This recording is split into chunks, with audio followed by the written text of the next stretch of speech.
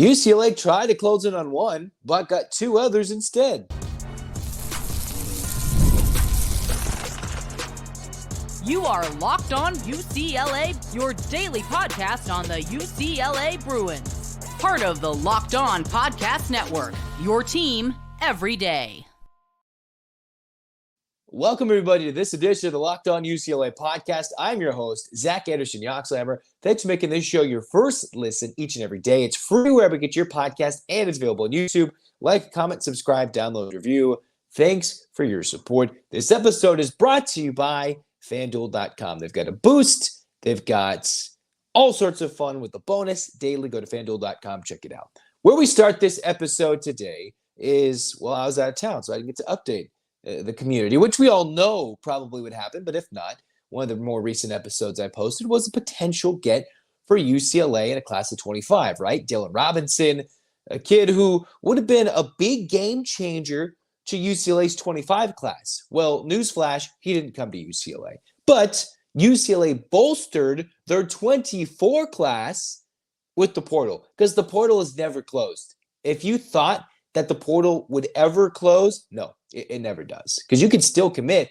If your name's in the portal and games have still not started, there's still an opportunity for you to go and play at another school. So UCLA has now got one more bigger name in the portal and another under-the-radar commit, which is harder to find elsewhere. So let's start with who is coming to UCLA, right? The late news on July 22nd was, all right, Jalen Berger, former four-star running back, former commit to Wisconsin, then played over at Michigan State, is playing his fifth year of college football at UCLA, getting the running back room significant depth. So this isn't a guy that's going to probably supplant, and he's not going to jump over the depth chart and become the number one, maybe, right? 2 or 3, right?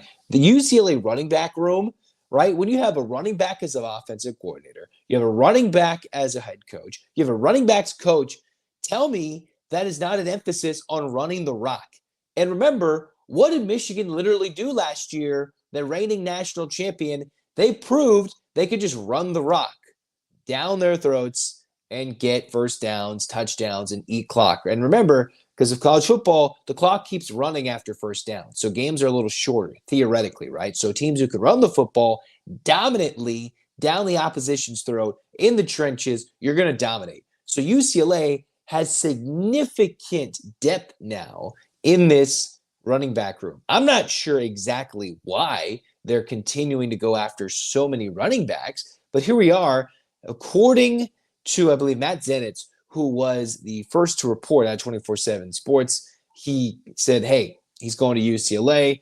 This is a guy that's got over 1,100 career rushing yards, former Badger, former Spartan. And the funny thing is, if you think about it, this is his third Big Ten team now that UCLA is heading to the Big Ten. This is a guy who was a bit injured last year, 5 games, didn't put a lot of production, but I'm not sure you're going to have to shoulder the load with Berger. He's going to be that change of pace back of sorts, right? UCLA has so many options at this point of the game that there's going to be so many different change of pace, whether you got the speed, you got the power with your number 1, the power with your number 3. And think about it. This is a guy who was over 600 yards, 6 touchdowns while at Michigan State in 2022, almost 4.5 yards per carry, a little over 4.5 yards per carry. And if you're talking about somebody who can just come in and get yards, right? You get that guy off the bench that comes in, he's going to get 5 yards, and he doesn't need to do that every down and be worn down. That is someone you want coming to get your carries late in games and take Harden out. That's what UCLA is going to do. And then you talk about, all right, you got Deshaun Foster, right, who probably has his connects in the NFL, was about to be the Raiders running back coach with Antonio Pierce. He's got his connects. And I was just looking on YouTube to make sure I could say his name correctly. He had his name for NFL draft highlights being floated around. So this is a guy who could be an underrated guy trying to get into the NFL later in his college career when guys can use those red shirts, COVID years, as those begin to sprinkle out. So you bring some talent, a former 4-star, 3-star in the portal, and that is some talent because Deshaun Foster continues to go find underrated talent. Now, the big-time talent where I kind of started things was Dylan Robinson, who was a 4-star hybrid player, could have been receiver, could have been a safety, could have been a defensive back, ends up going to Washington, right? This is a guy who UCLA was recruiting big time. Someone who was last officially visiting UCLA in like June, took a month to officially publicly declare where he was going. And UCLA said, all right, we think our head's in the game between Notre Dame, Washington, and UCLA. And if UCLA had gotten Dylan Robinson, they would have had close to a top 30, top 25 class in 25. After all the miserable recruiting classes, UCLA could have had that. So it's a little devastating with a secondary that's depleted, a safety room that is somewhat depleted after the 2 transfers to USC with Danton Lynn departing. UCLA wanted to rebuild in the class of 25. Now, don't get me wrong, they're still talented guys, but for Robinson, this was someone who UCLA missed out on, a California kid who was a top 10 athlete, top 20 prospect in the state of California, and was one of the best athletes, not just across the country, but in the state of California, which means you're one of the best out there. Unfortunately, the 6'3", 190-pound prospect out of Bonita hard committed to Washington, so Jedd Fisch stole another from Deshaun Foster. All right. Now, while Norwood was the main contact there for UCLA, remember, these aren't guys UCLA was going after. Local studs who could go make plays in multiple ways, on both sides of the football, offensively, defensively, and potentially maybe special teams, right? If you have a dynamic athlete like Robinson was. Unfortunately, when it was all said and done, he chose to be a dog. And even though it's not the same head coach, that means Jedd Fisch has got some pullover in Seattle, right? But UCLA being in the conversation, being there, even with this loss in a recruiting war with the local West Coast Big Ten rival now, as weird as it is to say that, is still important for UCLA. Now, as we turn the calendar towards the end of 24, yes, we've already come nearly 7 months into 2024.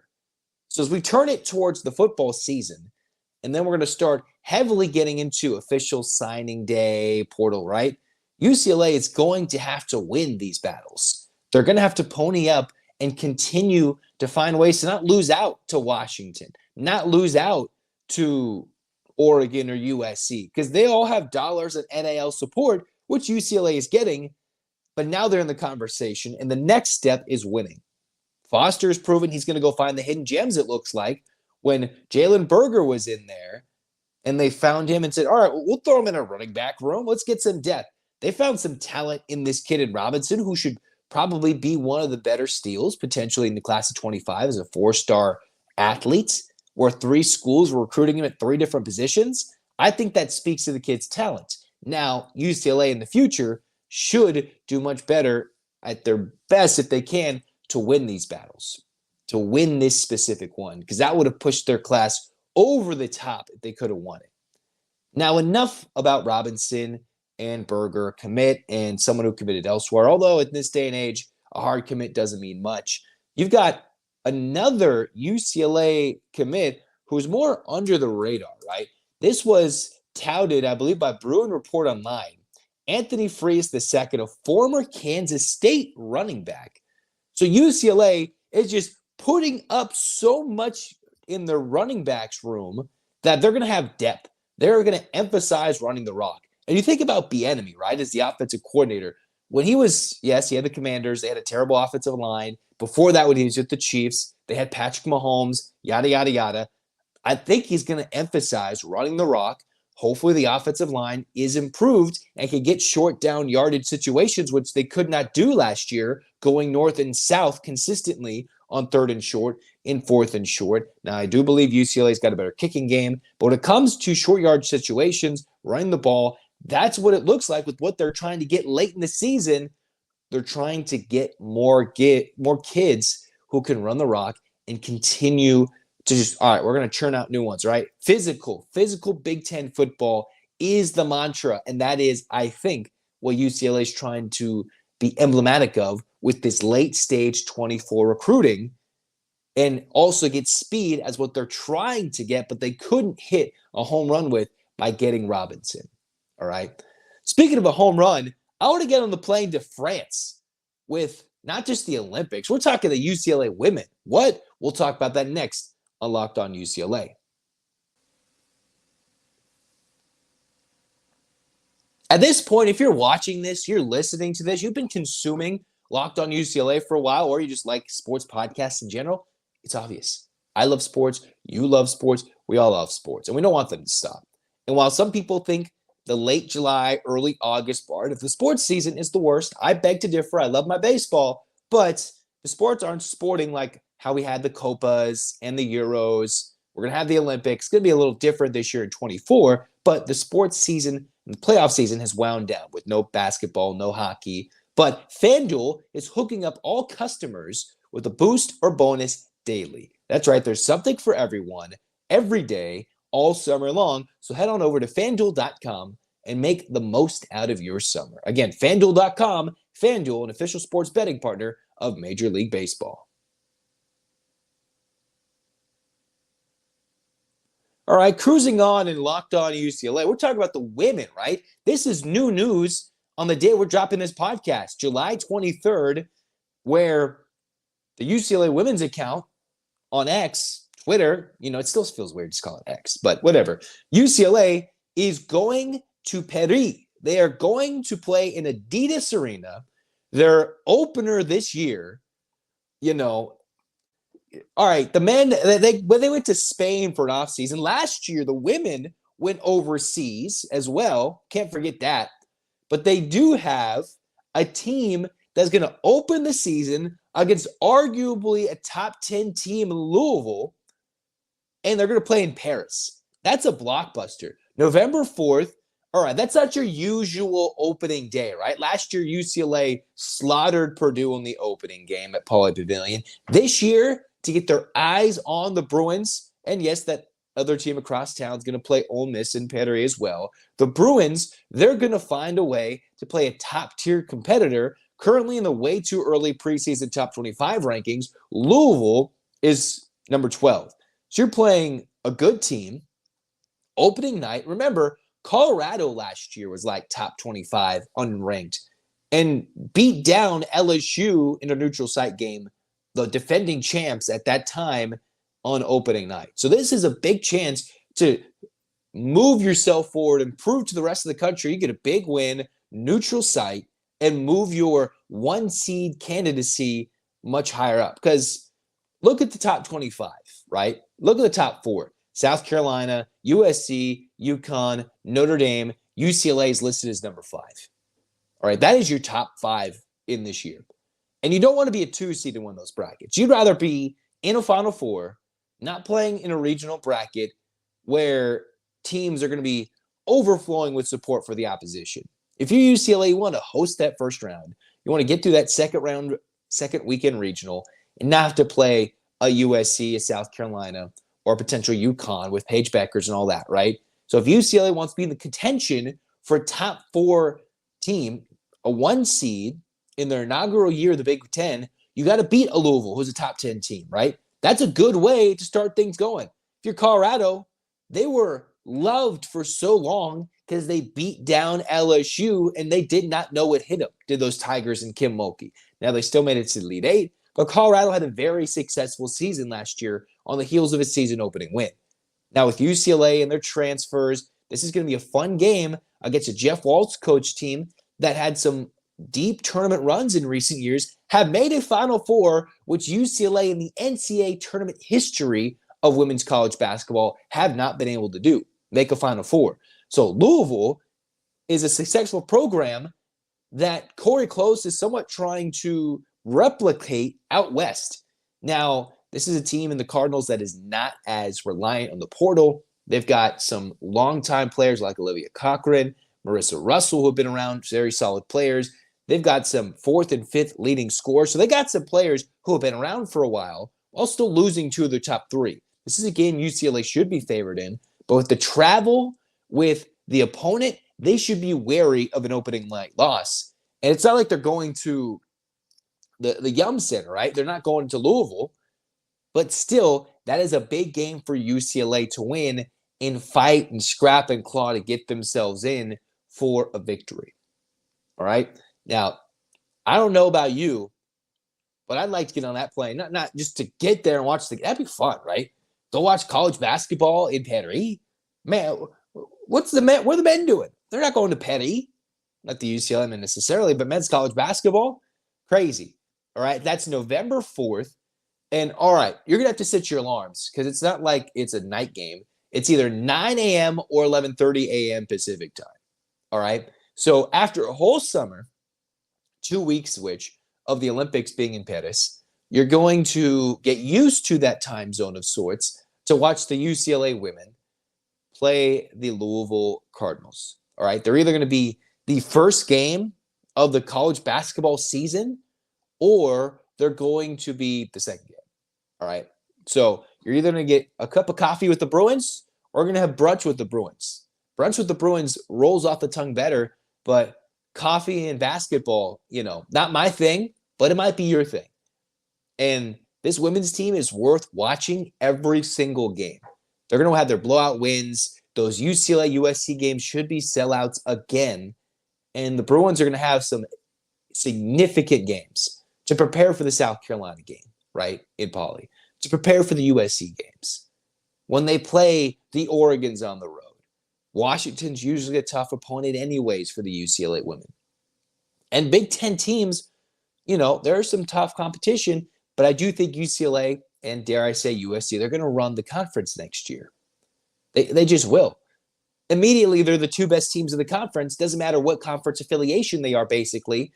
You can put them in most of the conferences. UCLA is in conversation for being a 1 or 2 team in the whatever conference they'd be. That is how good this UCLA team is with what's coming back, right? Jones, Kiki Rice, Jaquez. You've got then Betts, all the talent coming in with the portal, with the freshmen. A year where I think UCLA needs to make a Final Four. Not an Elite Eight. They blew that opportunity when they couldn't hold down LSU, a Final Four, and compete for a championship. Because I do think it's still wide open this year, right? As much as South Carolina went undefeated last year and LSU won the year before, I still think it's wide open. Maybe a shorter list of solid contenders, but UCLA is in that short list, and they're going to prove it, hopefully opening night against Louisville, with a program that's found ways to be successful in the postseason, make it to the Final Four, with players who have been to the Final Four on that roster. Man, that would be a great opening night win for Close & Company in Paris, France.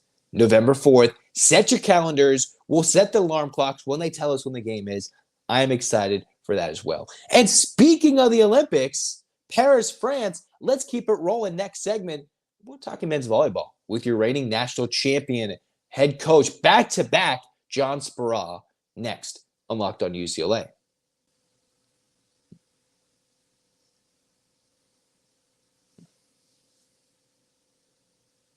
All right, to wrap up today's show, we're talking still about Paris. Yes, but the Olympics. How is that tied to UCLA? Is this the many Olympians? Well, if you can read today's show, obviously you know where we're headed with this. But we're not talking about a specific player, maybe a former player. We're talking about current UCLA men's volleyball head coach John Speraw, current 2-time back-to-back national championship head coach with UCLA, coming off the confetti and the success in the Walter Pyramid, knocking off the host Long Beach State, where I was reading a wonderfully written LA Times article by Tuk Nguyen, who talked about his double he's trying to attempt: a national championship in the spring and the Olympic medal in the summer, where he is the U.S. men's national team head coach for the 3rd consecutive cycle. The 21 Olympics, or the 21 Tokyo Games, the 2016 Games in Rio, and now the 24 Games. And what was interesting in this well-written LA Times article is dropped in July 17th. So it's about a week old, this posting. And the article begins talking about how Speraw, confetti's down, they're celebrating, they're back-to-back champs, number 1 team in the country, and that he locked eyes with the U.S. men's volleyball staff member and said, all right, see you Monday. So he's winning a national championship on Saturday. 2 days later, he's doing a double roll, right? where, and in the article, it talks about Long Beach State men's volleyball head coach Alan Knipe took a sabbatical prior to his year at the helm of the men's national team for the U.S. from his role at Long Beach State. For Speraw, while the calendars have shifted, he goes dual roles, right? Now, it's been a little crazier considering he had his first run, 5 years between his first Olympic head coaching trial and the next one. But remember, the U.S. didn't even make the get out of pool play. So he's trying to make an Olympic medal round, make history by winning a national championship and getting Olympic gold, silver, bronze in the same year, months apart from May to July, where they start their matches July 27th. And they've got a lot of players, right? It was talking about the continuity, this article in the LA Times, about how he's trying to do a double role. Can you imagine being the head coach of the national? This isn't like Steve Kerr or the men's basketball team for, the U.S. team, where you just show up, you do a little showcase. Maybe they nearly lose to South Sudan. We laugh at them. It's insert, country that nearly beats the U.S. or does. You get your NBA stars, you coach for 3 weeks, yada, yada. No, they're trying. This is like the livelihood for volleyball, right? You get your college days, and then the Olympics is a chance to star, all right? Now, it's not as big of an embarrassment if, like, the basketball team lost, but the UCLA men's coach in Speraw is wanting to help chase the USA's first Olympic medal in men's volleyball since 2016, where they just missed one. So now he's got days, back-to-back championships, and then he's leading the big-time charade, right? So you got the women's basketball team that's going to Paris in November, but you got Speraw, who's already there, coaching, preparing, getting ready for the Olympic Games. And then what was fascinating in this read was that he coached at UC Irvine, was very successful as an Anteater head coach, multi-championships, right? Decade 3 championships, gets to come back to his alma mater, dream job. Didn't think he could ever do both between being the U.S. men's national team coach and being the coach of UCLA. So he chose yours truly, the Bruins. All right. He chose the Bruins. And then here he is, the way it worked out, got hired at UCLA, next year became the U.S. men's national team head coach. So big time success. He's grown in a role, which usually most national team coaches, 4-year role, growing, developing, finding the talent, world championships, national team obligations in the Olympics. But now he's been with these players who have been young. Now they're old grown men, right? The babies of his first team are the grown veterans of his current team.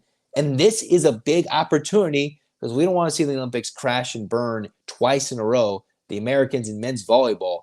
And what's funny is both the men's and women's coaches in the volleyball for the U.S. teams have been around for 3 cycles. So now it's, you got Karsh Corrali, you've got Speraw. It's continuity for the volleyball programs on the U.S. side.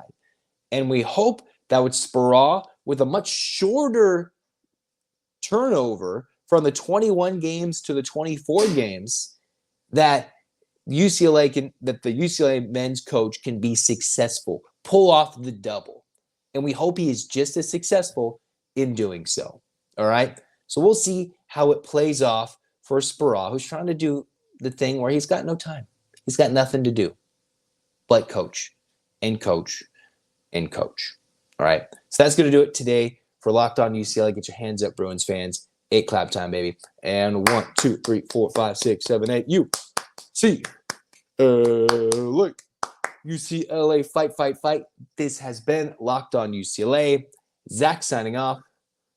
Go Bruins.